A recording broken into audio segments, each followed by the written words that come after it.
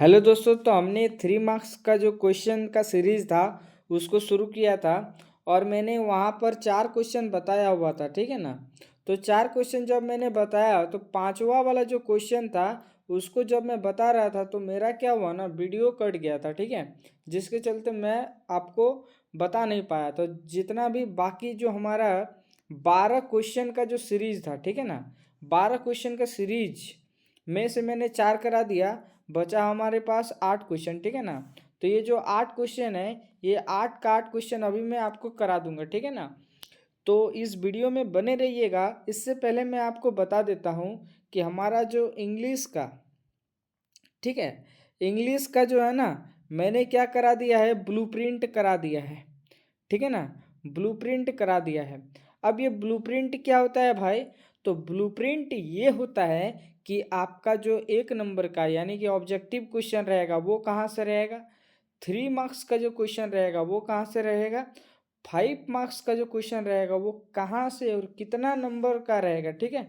और जो 2 मार्क्स बोले यानी कि ये पैसेज वगैरह से रहेगा वो कहाँ से कितना नंबर का रहेगा, सारा चीज़ मैंने बताया हुआ है, ठीक है। और उसी सीरीज में मैंने 5 मार्क्स का जो बुक 2 है उसमें से बस 4 क्वेश्चन बताया हूँ, मोस्ट इम्पॉर्टेंट, ठीक है। और इसी 4 क्वेश्चन में से आपका बोर्ड एग्जाम में आएगा। और बुक 1 का बहुत जल्द वीडियो आएगा।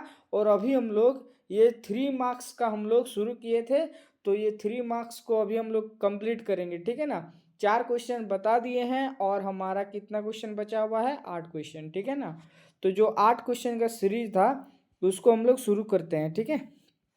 देखो, यहाँ तक मैंने आपको बता दिया था, ठीक है। यहाँ तक ये वाला जो क्वेश्चन मैंने बता दिया था, ठीक है ना। तो यहाँ पर थोड़ा सा आपको याद दिला देते हैं। हम बताए थे कि जो है ना, फॉग बिल्ली के तरह कैसे है, आपको 3 चीज़ें बताना था। तो यहाँ पर देखो, पहला चीज है ना, ऐसे बता दिया। सेकंड चीज, फिर देखो थर्ड। तो फर्स्ट सेकंड थर्ड ये 3 चीज मैंने बता दिया, ठीक है। तो अब देखो इसके बाद वाला जो क्वेश्चन है, ठीक है, इसके बाद वाला क्वेश्चन क्या है, सेम चैप्टर से है ना क्वेश्चन पूछा है, उसी चैप्टर से ये क्वेश्चन है दोस्तों। देखो क्या है, describe how the fog comes and what forms it assumes.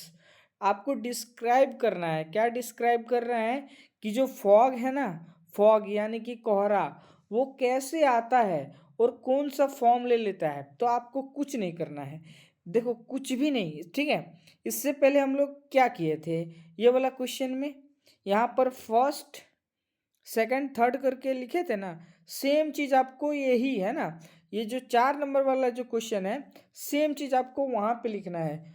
बस आपको जो ये वाला लाइन है ना, इस लाइन को मत लिखिएगा, ठीक है। अब मैं ऐसे क्यों बता रहा हूँ कि यही चीज लिखना है, देखो अभी जो आपका टाइम है ना, टाइम, ठीक है, वो बहुत मैटर करता है। और ऐसे बहुत सारे स्टूडेंट हो सकते हैं जिसको याद करने में दिक्कत होता है। तो उसी के चलते एक क्वेश्चन याद करो, दोनों याद हो जाएगा, ठीक है ना। तो यहाँ से फर्स्ट सेकंड थर्ड करके लिख लो। या तो अगर आप चाहते हो कि याद करें तो अरे भैया लो ना, याद कर लो, ठीक है, स्क्रीनशॉट लो इसका, ठीक है ना। तो सेम चीज़ ही है, मैंने चौथा वाला जो क्वेश्चन है वहाँ पर बता दिया। तो इसको अगर अभी बता भी देंगे तो कोई फ़ायदा नहीं होगा, ठीक है। तो आगे का जो हम लोग क्वेश्चन है इसको करते हैं, ठीक है। देखो भाई, थोड़ा सा कलर को क्या कर ले, कलर कलर कलर, अरे ब्लू ले लेते हैं, चलो।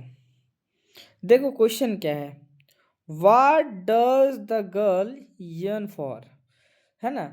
जो गर्ल है ना, गर्ल, ठीक है, वो किसके लिए तरस जाती है, ठीक है।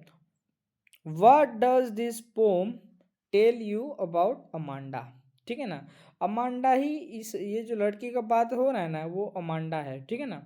तो देखो, और जो भी मैं ये सब एक्सप्लेन कर रहा हूँ ना, ये सब आपके लिए इम्पोर्टेंट क्यों है। अरे भाई, जब मैं ये सब एक्सप्लेन करता हूँ ना तो बहुत सारा फैक्ट बता देता हूँ, ठीक है ना। अगर आपने इंग्लिश को पढ़ा भी नहीं है तो ऐसे में बहुत सारा चीज़ याद आ जाएगा।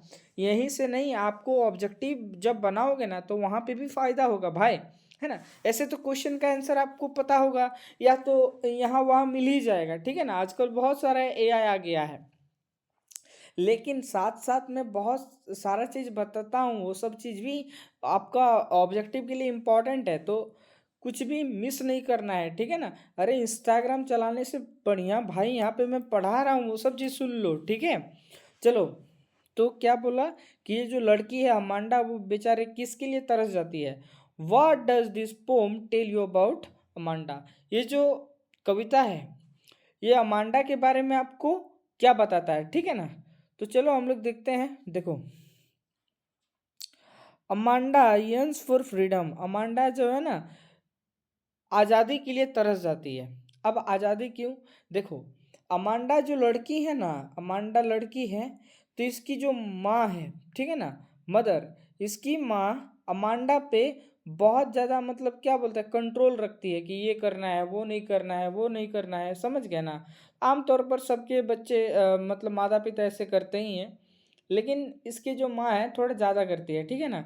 इसीलिए ये क्या है ना तरस जाती है, समझ गए। तो देखो, अब ये क्वेश्चन आपको समझ में आ जाएगा। देखो, अमांडा जो है फ्रीडम के लिए यानी कि आज़ादी के लिए तरस जाती है, शांति के लिए तरस जाती है, and a life without constant instruction, और एक ऐसा जीवन चाहती है जहाँ पर इसको इंस्ट्रक्शन ना दिया जाए कि ये करना है, ऐसे बाल झाड़ना है, ऐसे हंसना है, ये सब चीज़ ना कहा जाए, ठीक है।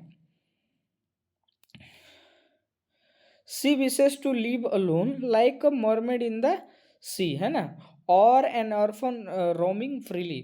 वो अपना जो जीवन है उसको इस प्रकार जीना चाहती है ना जैसे कि समुद्र में एक जलपरी रहती है, या फिर कोई अनाथ बच्चा है जो फ्रीली घूम रहा है भाई सड़क पे।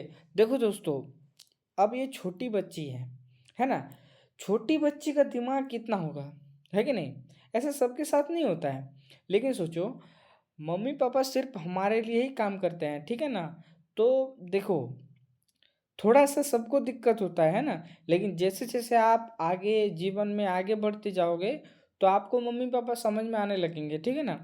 तो ऐसे किसी को नहीं सोचना है कि मेरे मम्मी पापा ये हैं वो हैं, कुछ नहीं भाई, है ना, वो डांटेंगे, ठीक है ना, तुमको वो चीज़ करने के लिए मना करेंगे, लेकिन क्या है, हमें ऐसे नहीं सोचना चाहिए, ठीक है। खैर, ये जो बच्ची है ना, अभी ये नादान है, लेकिन आगे जा कर के यही मम्मी पापा को याद करेगी, ठीक। चलो आगे पढ़ते हैं। The pome shows that Amanda is sensitive, है ना। ये जो कहानी है, आपके डिवाइस की बैटरी पूरी चार्ज हो गई है। देखो, the pome shows that Amanda is sensitive. ये जो पोम है इसमें दिखाता है, क्या दिखाता है, अमांडा संवेदनशील है, ठीक है। इमेजिनेटिव है, इमेजिनेटिव का मतलब क्या होता है, कल्पनाशील, यानी कि बैठे यहीं पे हैं लेकिन मेरे मन में बहुत सारा कल्पना हो रहा है, कल्पना यानी कि बहुत सारी चीज़ों के बारे में सोच रहे हैं, ठीक है ना। And tired of being scolded continuously, और बार बार डांट खाती रहती है, इसके लिए ये क्या थक गई है, ठीक है ना। तो अब ये क्या करती है, सी escapes into a dream world to find happiness। तब ये एक ऐसे, है ना, कल्पना वाला जो संसार में चल जाती है जहाँ पर इसको क्या मिलती है, खुशी मिलती है ना। हम लोग भी ऐसा ही करते थे, ठीक है, सबको ऐसा ही करना चाहिए, ठीक है। The pome highlights how excessive control can affect a child's mental peace। देखो, ये जो कविता है ना हमें ये दिखाता है कि कैसे जो एक्सेसिव कंट्रोल है, समझ गए ना, एक्सेसिव यानी कि मतलब देखो, एक होता है केयर और एक होता है बहुत ज़्यादा केयर, है कि नहीं। तो एक होता है कि आप अपने बच्चों को मतलब गाइड कर रहे हैं, है ना, और एक होता है कि उसको हर बात पे टोक रहे हैं चाहे वो कुछ भी करे, है कि नहीं। ऐसा भी नहीं होना चाहिए, है ना। तो इससे जब हम लोग एक्सेसिव कंट्रोल करने लगते हैं, है ना, ज़रूरत से ज़्यादा बच्चों पे कंट्रोल करने लगते हैं, तो उसका जो मेंटल हेल्थ होता है ना, मेंटल पीस होता है, वो थोड़ा इफेक्ट होता है, समझ गए।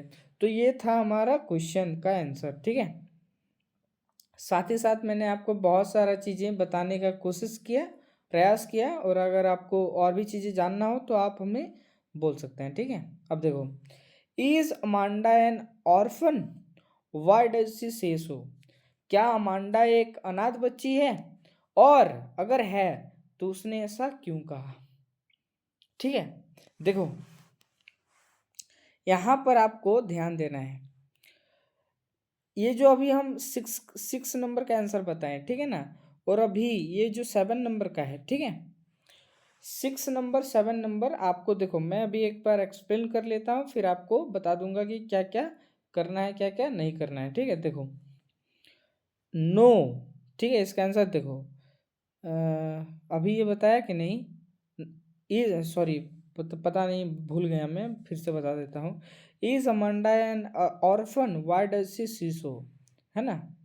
देखो क्या अमांडा एक अनाथ लड़की है ना। ऑर्फन का मतलब क्या होता है, अनाथ, है ना। अब अमांडा क्या है, एक लड़की है, इसीलिए अनाथ लड़की, ठीक है ना।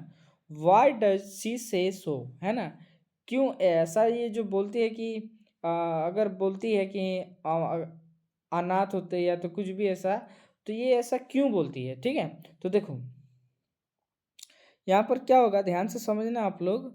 No, Amanda is not an orphan, Amanda जो है अनाथ नहीं है।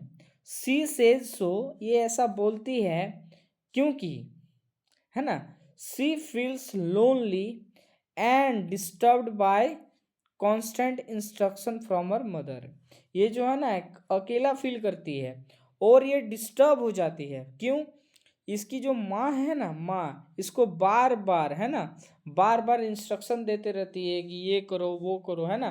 तो देखो जो 7 नंबर का आपका क्वेश्चन होगा मेरे भाई, यहाँ से, ठीक है ना, आप यहाँ से थोड़ा सा हम कलर को चेंज कर लेते हैं, ग्रीन कर देते हैं, ठीक है।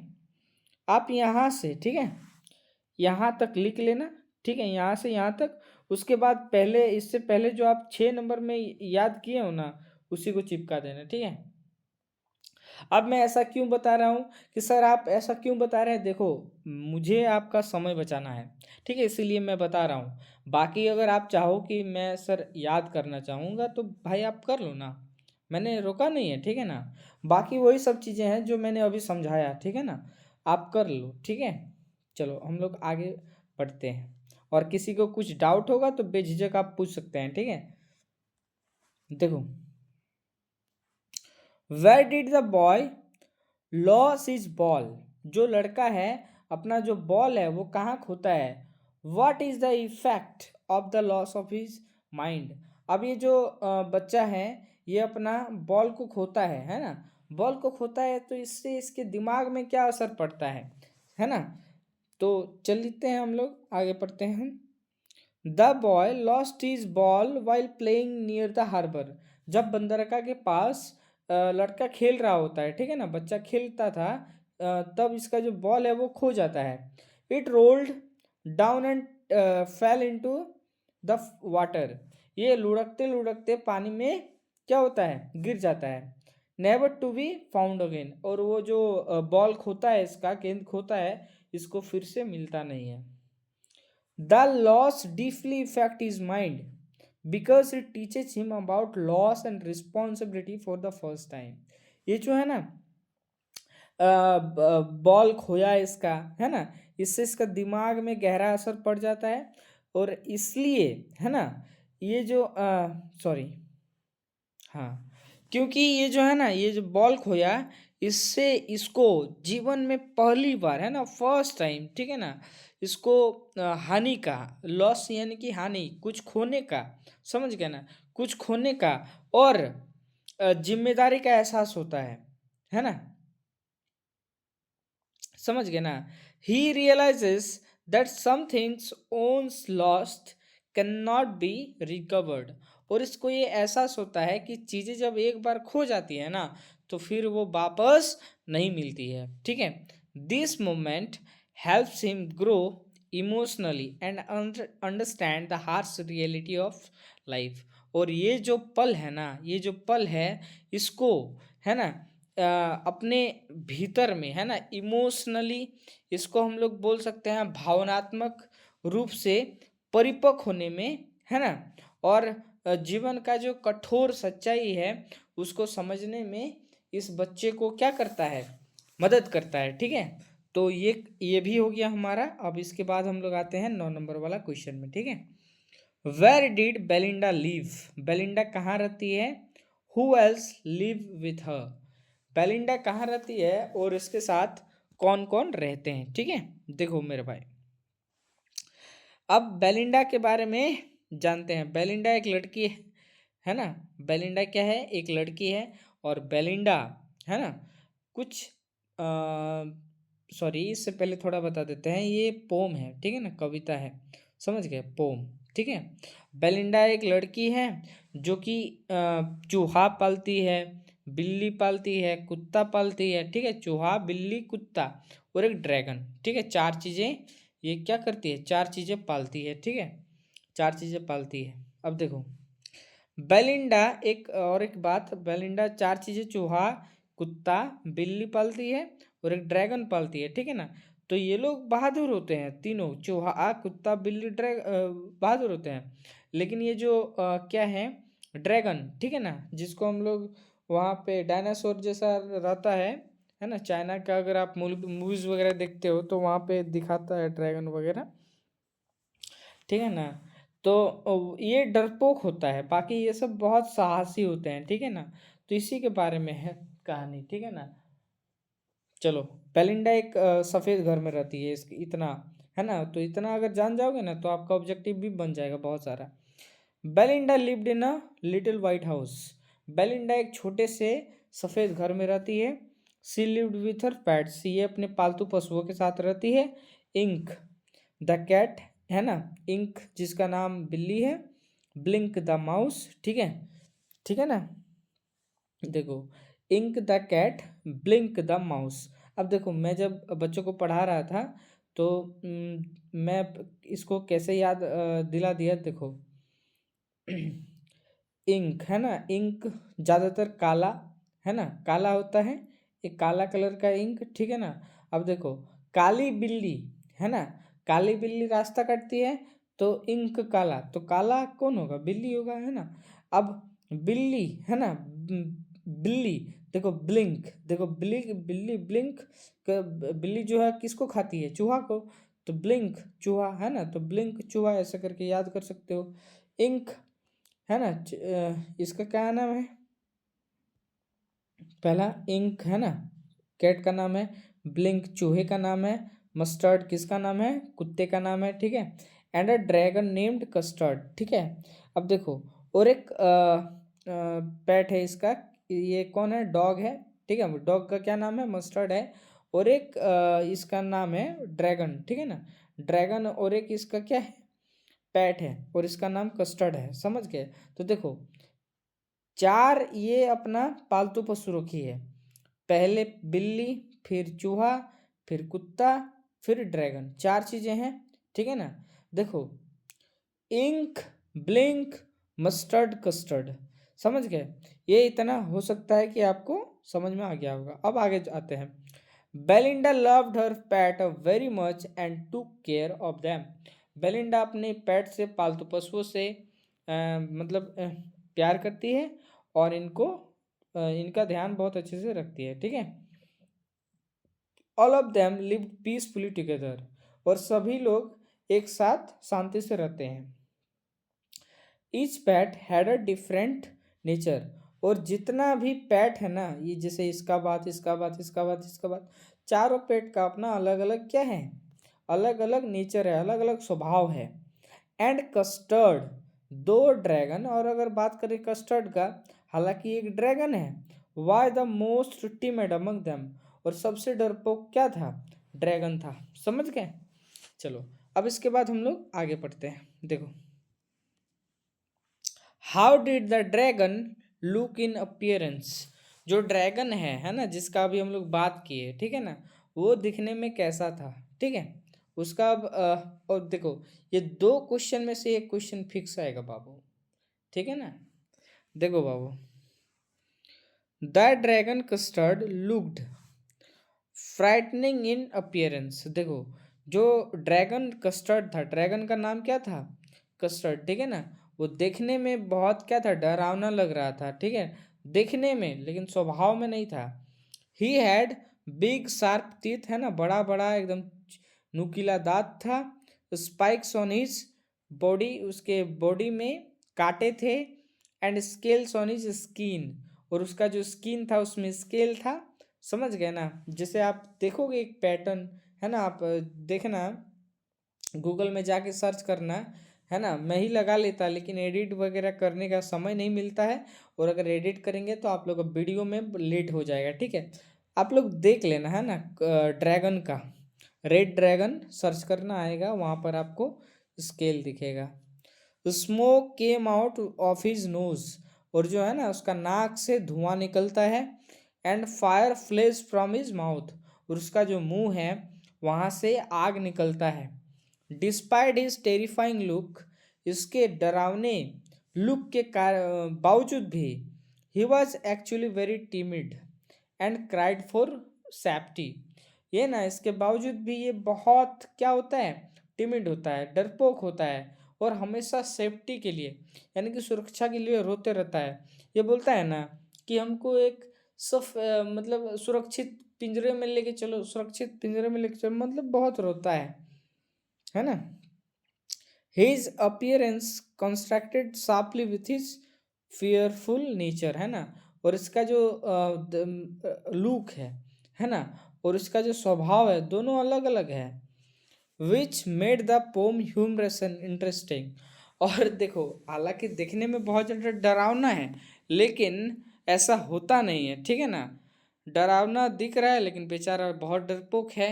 इसी के कारण जो कहानी है इसको बहुत ज़्यादा हंसी और इंटरेस्टिंग बना जाता है, ठीक है ना। मतलब फनी फनी, ह्यूमरस को फनी बोल सकते हैं, इंटरेस्टिंग रोमांचक बना जाता है, ठीक है। ये कविता जो था इसका हम लोग और एक कर लिए, ठीक है। अरे 11 नंबर वाला, अच्छा चलो यहाँ आए। देखो, what happens to the house when the trees move out of it. देखो ये जो पोम है ना, ये द ट्रीज का है, ठीक है, द ट्रीज का है। अब देखो, वो जो घर का क्या होता है, जब जो ट्रीज है ना, पेड़ हैं, वो वहाँ से मूव कर जाते हैं, यानी कि बाहर निकल के चल जाते हैं। क्या होता है, when the trees move out of the house, जब जो घर से पेड़ हैं वो वापस चले जाते हैं, सॉरी बाहर चले जाते हैं, द हाउस बिकम्स एम्प्टी, जो घर है वो बिल्कुल खाली हो जाता है, एंड क्वाइट, और शांत हो जाता है। The doors are left open, जो डोर है, दरवाज़ा है, खुला पड़ा है। द ग्लास ब्रेक्स, जो ग्लास है, कांच है, वो सब टूट जाता है। शोइंग डिस्ट्रक्शन, जिससे तबाही बर्बादी दिखाता है। The rooms that were once filled with trees lose their life and movement. एक टाइम ऐसा था जब रूम जो था पूरा भरा हुआ था पेड़ों से, अभी एकदम बेजान पड़ा है ना। This change shows that nature break free from human control। इससे ये दिखाता है ना, ये जो परिवर्तन है, इससे ये पता चलता है कि जो प्रकृति है ना, मानव नियंत्रण से मुक्त हो जाती है ना। Living behind lifeless and silent human spaces, है ना, और ये पीछे छोड़ जाती है जो ह्यूमन स्पेसेस हैं, है ना, इंसानी बस्ती वगैरह है, घरों को, घर जैसे घर था, इंसान बनाया हुआ है ना, तो इसको पीछे छोड़ के अपना आगे चल जाती है, ठीक है। अब इसके बाद वाला हम लोग कर लेते हैं। लास्ट क्वेश्चन है हमारा 12 नंबर वाला क्वेश्चन, ठीक है। देखो, what do different people say about the end of the world, है ना। देखो, जो अलग अलग लोग हैं, है ना, ये जो बोलते हैं कि जैसे आप फायर एंड आइस, ये जो चैप्टर पढ़े, सॉरी कविता है जो है, अगर आप इसको पढ़े हैं तो ये क्वेश्चन का आपको आंसर पता होगा कि दो तरह के लोग होते हैं। कोई बोलते हैं कि आग से दुनिया ख़त्म हो जाएगा, कोई बोलता है कि बर्फ़ से दुनिया ख़त्म हो जाएगा, ठीक है।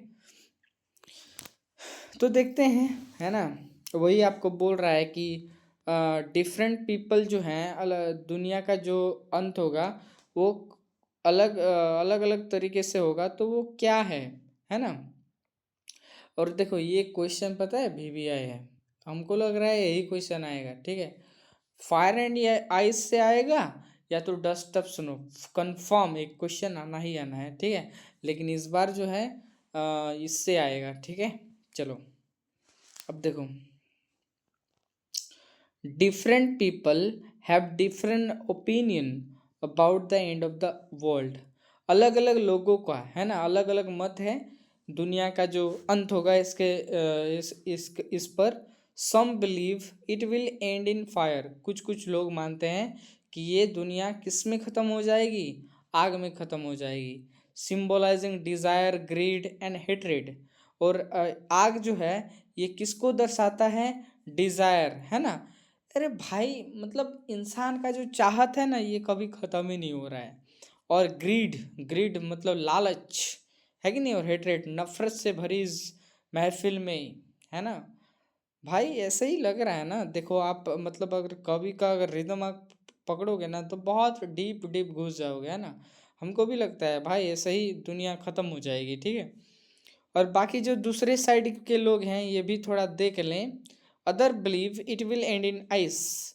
और दूसरे बाकी के जो दूसरे पार्टी के लोग हैं ये बिलीव करते हैं, ये भरोसा करते हैं कि ये आइस से, है ना, यानी कि बर्फ से अगर दुनिया ख़त्म हो जाएगी, जो कि रिप्रेजेंट करता है हेट्रेट्स, कोल्डनेस एंड इंडिफरेंट, है ना। हेट्रेट यहाँ पर दोबारा आ गया, है ना। अब देख लेना, ठीक है ना। इसको हम लोग हटा देते हैं, रिप्रेजेंटिंग इसको हटा देना, ठीक है। कोल्डनेस, ठीक है ना। और इंडिफरेंस। देखो भाई आपको ना मतलब दुनिया के लोगों में ना सबको ही मतलब अगर आप धर्म का जो भी धर्म का बात देखोगे तो सभी लोग पता है धर्म गुरु लोग जो हैं बहुत बड़ी बड़ी बातें करेंगे। हमारे धर्म में ये लिखा हुआ है, वो लिखा हुआ है ना। बहुत बड़ी बड़ी बात है भाई। लेकिन वो जो लोग हैं ना, लोग, आम लोग, देखो मैं कोई भी धर्म ग्रंथ को गलत नहीं बोल रहा हूँ, लेकिन बस थोड़ा सा समझने का मतलब देरी है कि धर्म ग्रंथ को बड़ा बोल देने से नहीं होगा। जो उसके लोग हैं अगर वो अच्छा रहेंगे ना, उनमें अगर इंसानियत होगा तो धर्म ग्रंथ रहे या ना रहे उससे कोई मतलब नहीं बनेगा। समझ गए ना। तो इस बात को समझना है, हमें इंसानियत को लेकर के चलना है ना। किसी के साथ भेदभाव नहीं करना है, किसी के साथ बैर भावना नहीं करना है। समझ गए। चलो बाकी मेरा कोई धर्म से लेना देना नहीं है ना। आप लोग अगर कोई धर्म के कट्टर लोग हैं तो भाई अपना देख लीजिएगा, ठीक है। The poet agrees that both fire and ice are capable of destroying the world. बिल्कुल बात सही है। लेकिन जो पोएट है ना ये इस बात से सहमति देता है कि जो दुनिया है ना ये दोनों से ख़त्म होने वाली है भाई, है ना। आजकल देख ही लो भाई भाई में नहीं बन रहा है, ठीक है। दुनिया एकदम लालच से भरी इस दुनिया है ना। यहाँ पर अब बोला जाता है कि एक पेड़ माँ के नाम, फिर यहाँ पर बाप के नाम पे पूरा एकदम जंगल साफ हो रहा है कि नहीं। लालच भाई, इंसानी लालच मतलब क्या नहीं कर रहा था। The poem conveys that negative human emotion can lead to destruction. और ये जो कविता है ये दिखाता है कि जो नेगेटिव ह्यूमन इमोशन है ना इससे जो है ना दुनिया का क्या हो जाएगा, बर्बादी हो जाएगा, ठीक है। तो देखो मेरे भाई यहाँ पर है ना मैंने आपका जो 12 क्वेश्चन का जो सीरीज़ था उसको कंप्लीट कर दिया है, ठीक है। 12 क्वेश्चन का सीरीज़ कंप्लीट। अब 3 मार्क्स हमारा क्या हो गया है, 3 मार्क्स डन हो गया है, ठीक है। 3 मार्क्स डन, बुक 2 भी डन, ठीक है। Book 2 5 marks, book 2 5 marks done हो गया। अब क्या आएगा, बुक 1, ठीक है। बुक 1 में भी 4 ही क्वेश्चन देंगे, ठीक है। 4 क्वेश्चन में 2 क्वेश्चन आ जाएगा, ठीक है। इसमें भी मैंने 4 क्वेश्चन दिया था, 2 क्वेश्चन आएगा, ठीक है। जितना पढ़ा दिए उतना ही आएगा, ज़्यादा आपको नहीं करना है। अब देखो मैं इसके बाद वाला जो वीडियो बुक 1 से बनाऊंगा 4 क्वेश्चन 2 मार्क्स, सॉरी 4 क्वेश्चन बताऊंगा, 4 क्वेश्चन में से 2 क्वेश्चन आएगा ही आएगा, ठीक है। लेकिन इधर बात सुनो मेरे भाई, अगर आपको है ना इंग्लिश में कोई भी है ना चीज़ चाहिए तो आप एक काम करो 9835208271, ठीक है। नीतीश कुमार, ठीक है, नितेश कुमार मेरा नाम है, ठीक है ना। आप इसमें मैसेज करो, ठीक है। आप बोलो कि सर हमको ये चाहिए, है ना, इंग्लिश में, ठीक है। आपको सारा चीज़ मिलेगा, ठीक है। उसके लिए आपको पता है कितना पैसा देना है, इतना, समझ गए ना। इतना भाई किसी के पास होगा ही नहीं, ठीक है ना। आप लोग दे देना, ठीक है, फिर भी, है ना। तो समझ गए होगे आप लोग, है ना, क्या मैं बोलना चाह रहा हूँ। और अगर आपको चाहिए कि सर हमको 2 मार्क्स बता दीजिए पैसेज कैसे लिखना है, और पता है मैं जब पढ़ा रहा था, है ना, बच्चों को, तो पता है वो ऐसे ऐसे कोई पैसेज लिखा हुआ है ना, क्वेश्चन मिला रहे हैं, इसको यहाँ से यहाँ छाप रहे हैं, यहाँ से यहाँ छाप रहे हैं। अरे भैया ऐसे पैसेज नहीं लिखा जाता है, ठीक है। मैं पैसेज के लिए एक ट्रिक लाऊंगा, ठीक है ना। और वो ट्रिक पता है बहुत हेल्पफुल होगा भाई, है ना। 12 नंबर का पैसेज होगा, 12 में से आपको 12 लाना है, इस बात को ध्यान रखना, ठीक है ना। तो पैसेज लाऊंगा, ठीक है। उसके बाद हमारा जो लेटर है, अरे भाई क्या